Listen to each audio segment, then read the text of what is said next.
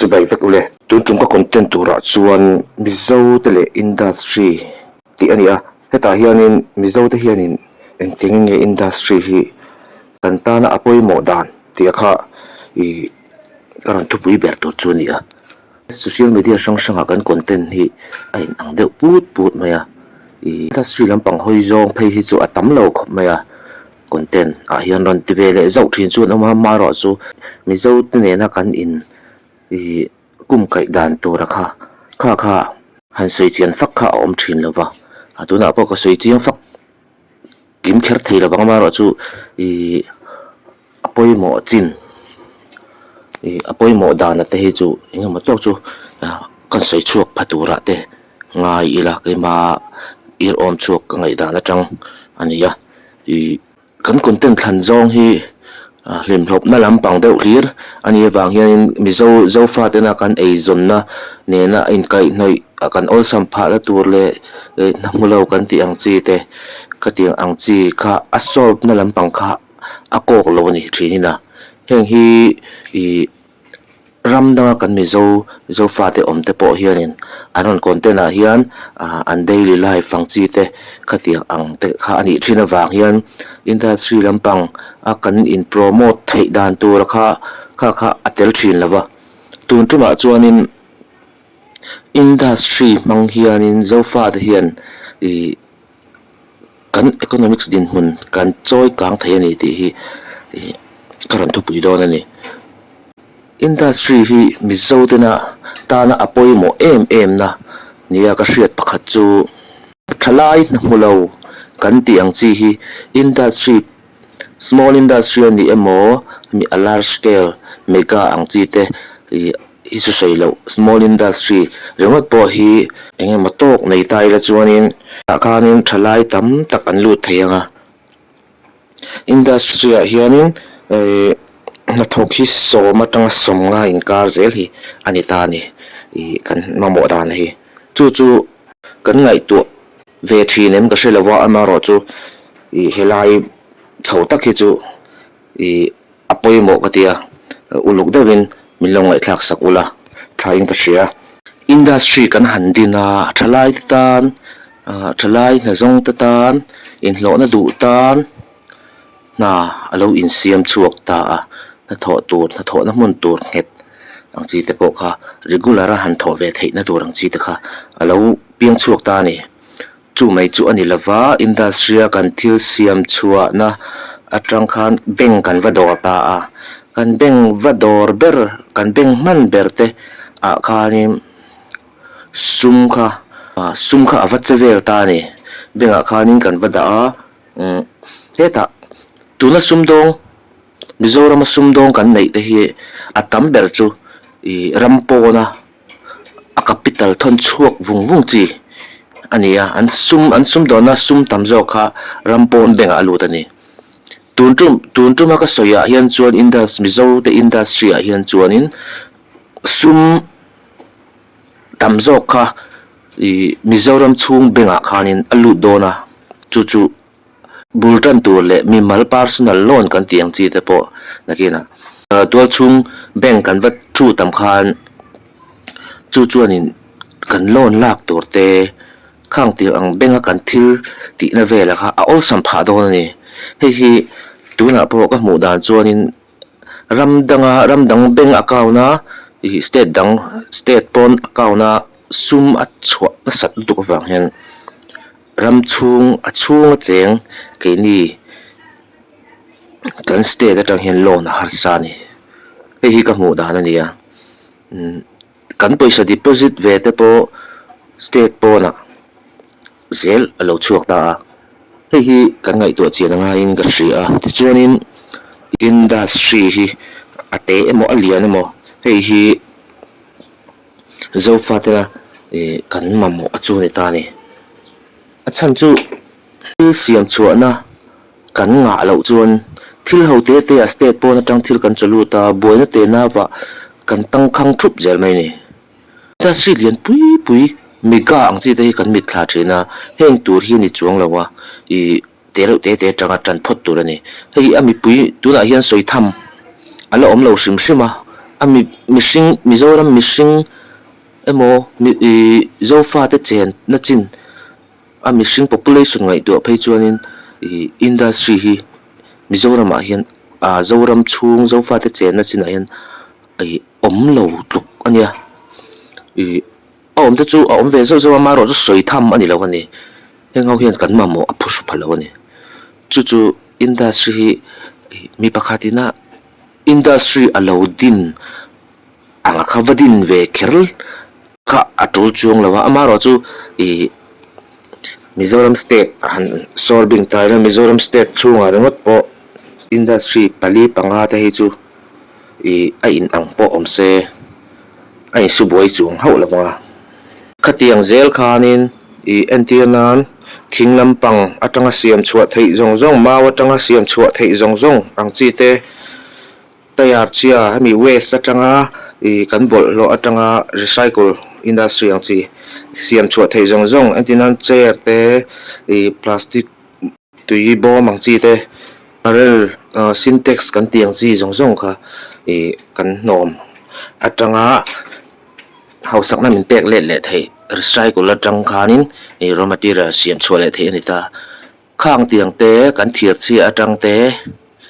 kha khami song bol na kha kan nei tat lo ni rampon atang heng thil ho te po hi kan chalut tat mai ne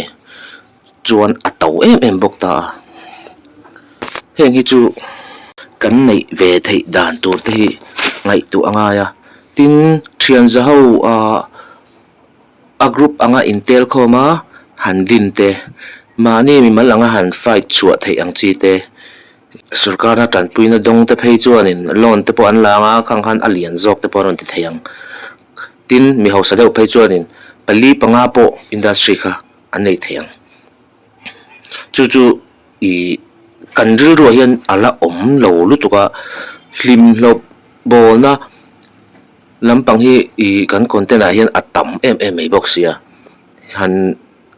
em turaka a om thin lawa han enton turaka ti chuanin project tela hi a ho lampang hlir anita ni kan mi ho sa te po ina an han deng lo hi thil han than hi khat lek han boi puya ta income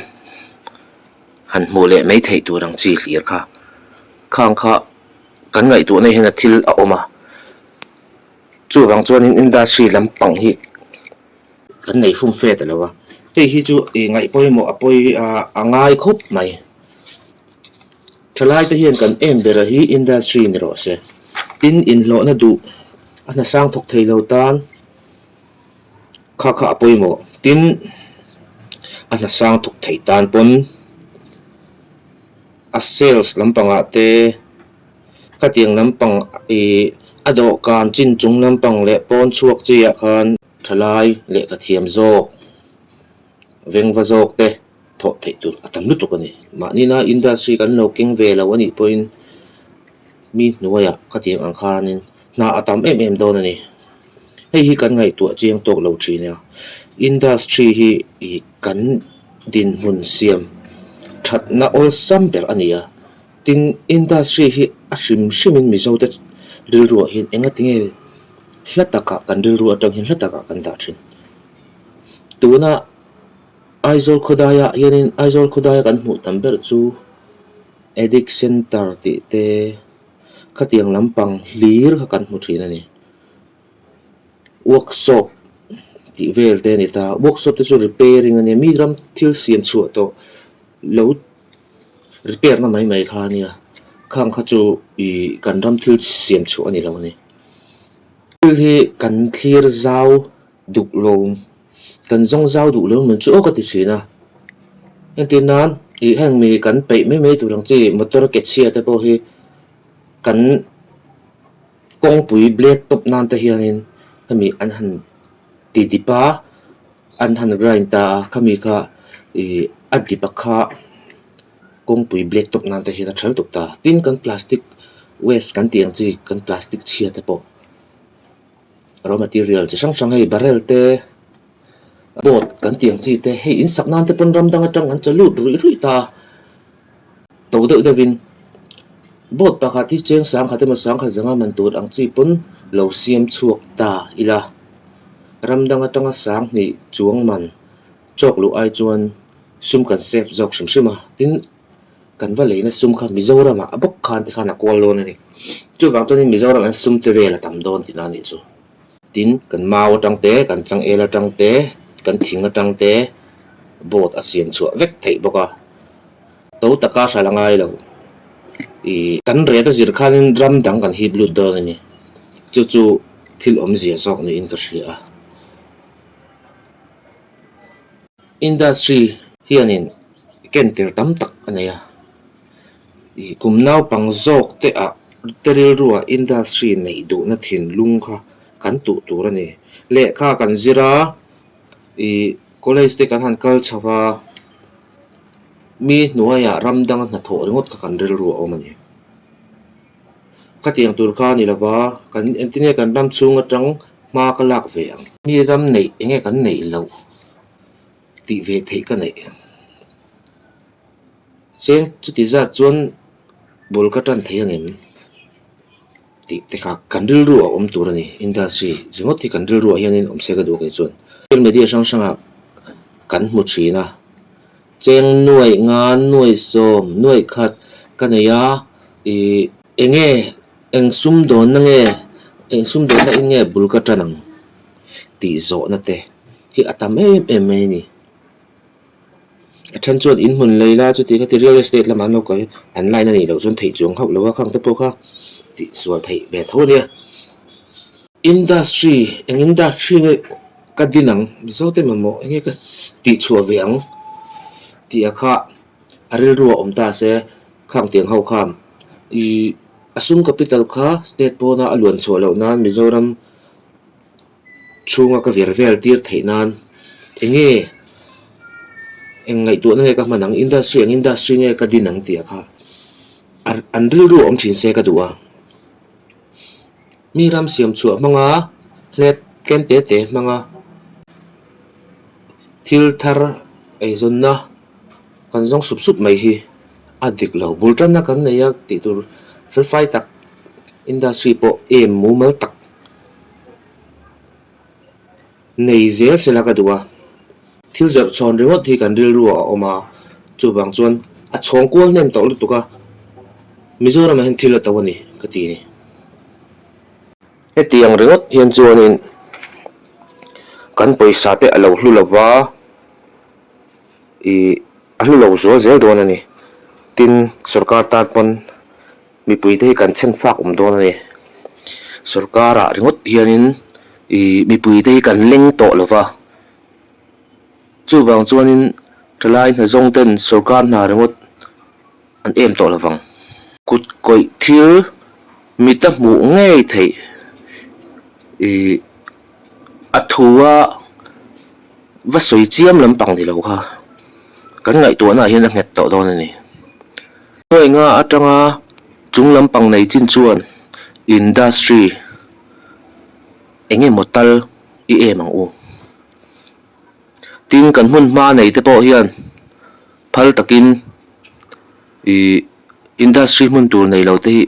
ho tir i phalang u man ho tir te phalang u sarkar pon aizol khodai vel zong zong hi industry atan mun pe zung zung ro se industry din du te delay kwal vak vak lo hian raman nei lo ani chun ti fel zung zung sila aizol khodaya sarkar ram te hi industry din na sarkar hian phal rai ro se chu chuan sarkara imna athen jok don ani khang texting king kho maka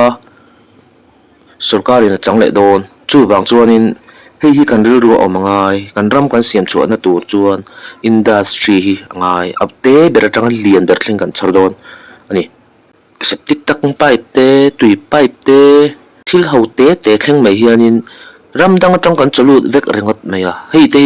kan ngai tu na kan mut mo nar mo a kan nei angai ani ramdang atanga kan thil chok lu apek na hemi chiawa atang rengot po hian kan intung nung thei don lutuk Mizoram mamo khop hi a omani fura kan lui kora aluang lu ta chu social media zong kan social media lar ten an buai puya a group ten kan zuk na tlang le ngot zel ani khang kan bol lo kha kan man tangkai le dan tur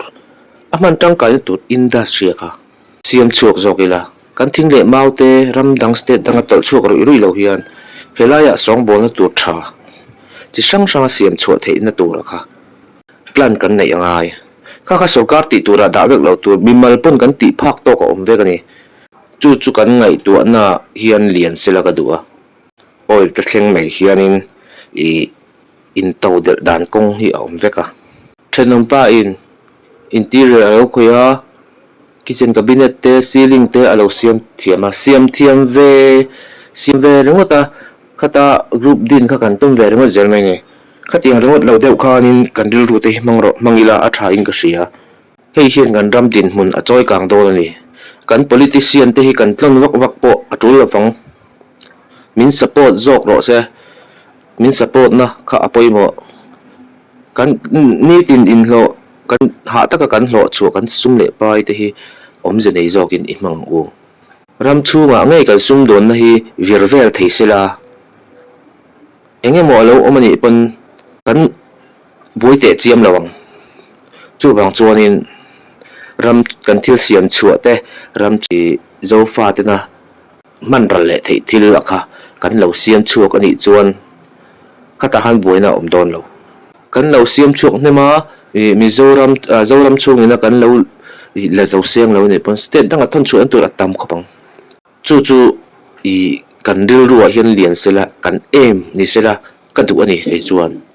chu kami mal than hem ngai na in kan soi chuak ve ani chu ole khati jong khani ri phos sela video le peka ka chunjam le donia